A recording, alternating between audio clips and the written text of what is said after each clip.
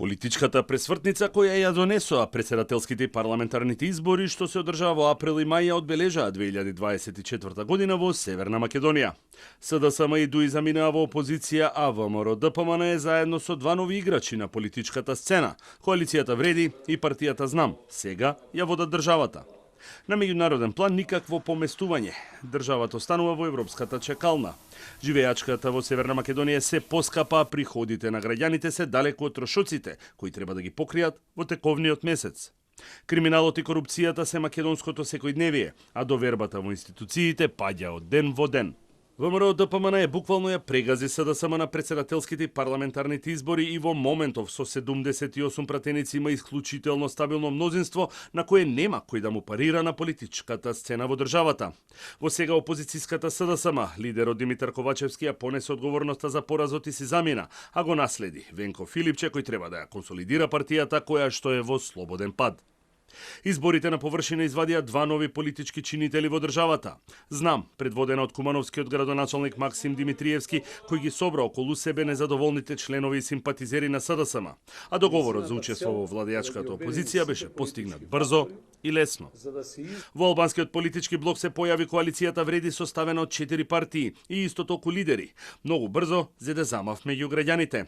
Предводена од искусен политичар како Изет Меджити, зад кого стоеа Касами, Таравари и Гаши, успеа да ги детронизира ривалите од Мала Речица. Гаши стана спикер, а Меджити прв вице-премиер.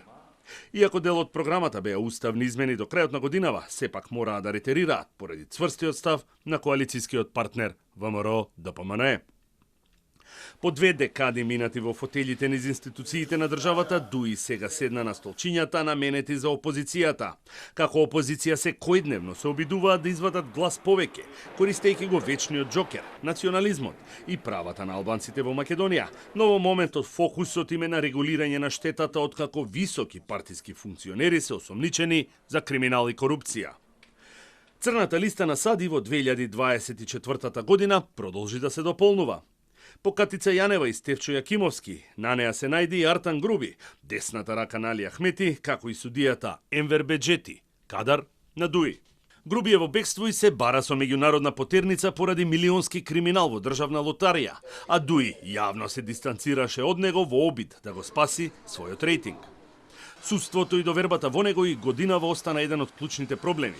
Рейтингот од 2% е адутот на премиерот Мицкоски кој бара распуштање на Советот, кое сега е известно дека ќе се случи, откако собранието донесе негативен извештај за неговото работење. Изборот, а потоа и разрешувањето на претседателката на Судски совет Весна Дамева, како и апсењето на врховниот судија Наке Ѓоргиев за примање подкуп, само го потврдија хаосот во судската власт. На економски план без значаен напредок во 2024 година.